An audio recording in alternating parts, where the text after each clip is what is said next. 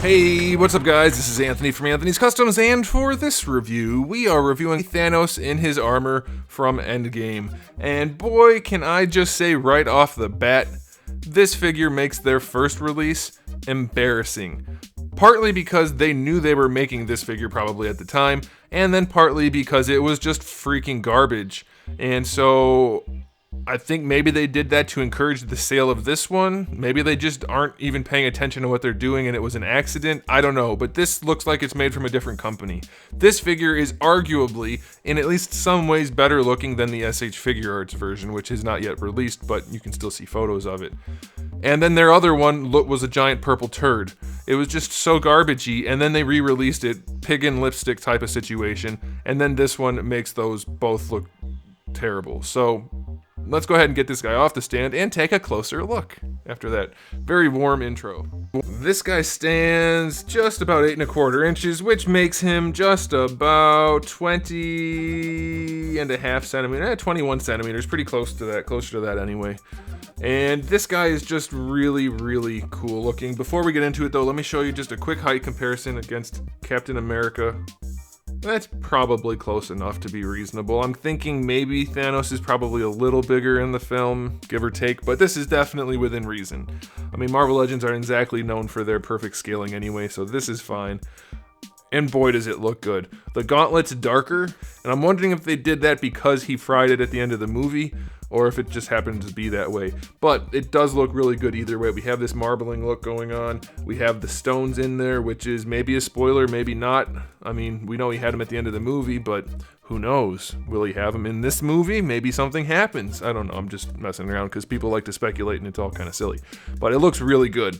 His armor looks really good. It's sculpted really, really well. And I mean, it's nice. I mean, as hard as you can expect the edges to be for a Hasbro figure, that's what this is.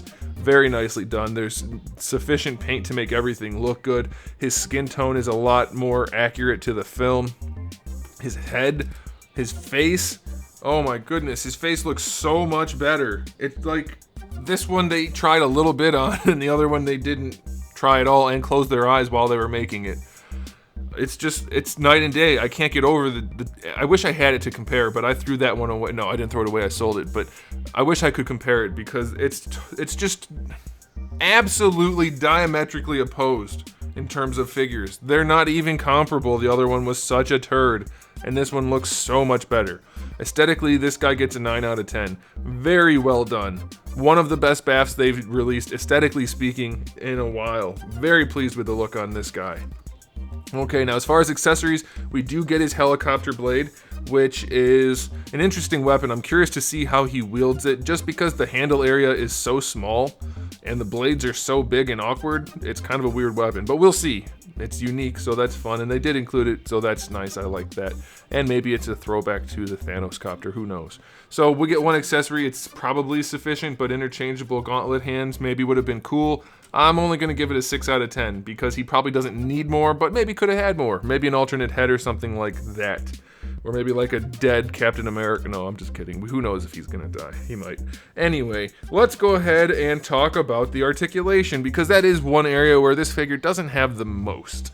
So the head is on a ball peg, and unfortunately the way they did it, you can see here, it's a little bit of a lollipop syndrome situation, but it's not bad. It's definitely something you can live with, especially once you pose him, but because of the way it connects, you can only really rotate his head on kind of an angle, so that's a little bit of a bummer. You can rotate it square, but then he's looking up. His head is very much sculpted at an angle. You can see how angular, I'll say angle a few more times, angular it is. But we do have the hinge and the ball peg, and it technically can move pretty well, so that's not the biggest deal. It'll be okay. These guys are a little flexible, but not enough that they're really going to move much out of the way. Arms don't go quite up horizontal, but that's probably enough considering how bulky he is. The rotation's fine. They flex enough, but the arm gets pushed off to the side. Not that you need to raise his arm that way, but now you know. No bicep swivel, you only get it down here, which is not a huge deal, especially for somebody wearing bulky armor, but since the arms don't even go 90 degrees, it is a somewhat limiting situation. And then as you just heard, the arms don't go quite 90 degrees, especially on this side. This one does work a lot better, and this is a flexible piece of armor, so you do actually get 90 degrees on this side, maybe even a little bit better. But once you try to rotate it, it pushes it down. It still works pretty well. That's okay. Yeah, this side's alright, this side's a lot less alright. We do have a hinge and a swivel for the gauntlet, which is fine, it's usable. And on this side, we do have a swivel and a hinge, but they did the smart thing and they made it a vertical hinge because he's holding a weapon. Anytime you're holding, especially like a weapon you have to swing around, it makes so much more sense to have the wrist go like that than like this. Hold a baseball bat and try to use it like this. It's not a useful way to do it. So that's very nice. I like that. Ab crunch on this guy does go back a little bit. Sculpting is continued enough. Paintwork too goes forward a little bit. Again, it's not the best situation, but it's good enough. Waist twist doesn't exist. That's definitely a bummer. On the hips, now the hips are not that ugly, except for the fact that his skirt goes all the way up here, and then the hips also tuck in right there, so it's kind of a weird look. It almost looks like this needs to get pulled down, but it can't. So that's kind of strange, but you do get decent range out of them. They kick out to the side a little bit, but you do get good range going forward. Not really any range going backward. Going out to the side is surprisingly effective. Apparently only Spider-Man figures don't get to pose like this, so that's interesting. We do get a thigh swivel, which works well. Double jointed knee, which works very well. And then for the ankle, it goes back. It doesn't go forward too far, and it rotates up here, which is stupid.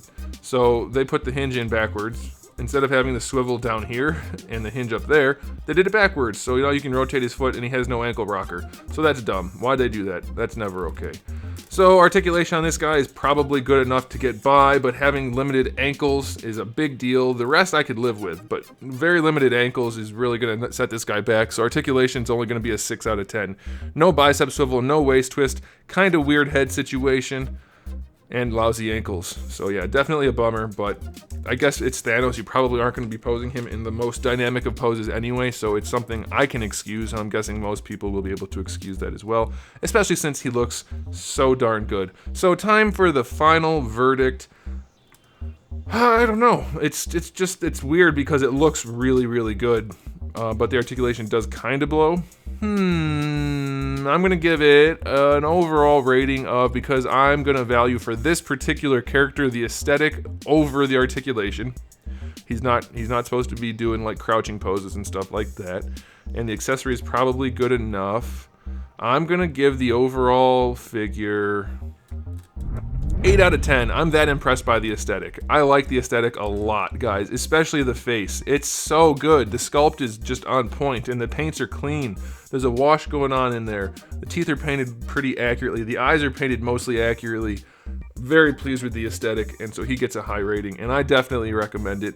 It's a shame I don't collect the movie figures anymore, because this is one that I'm very pleased with overall, but I'm probably going to be selling it because I don't collect the movie figures anymore, like I just said. Aren't you listening? Anyway, guys, that'll do it. Thanks for watching. If you liked the video, please give it a thumbs up, and if you didn't like the video, well, I've got 3,000 more videos on the channel for you to check out. Plenty of stuff. So maybe you'll like one of those. And I do have new videos out just about every single day, so make sure you come back for that. And in the meantime, keep collecting.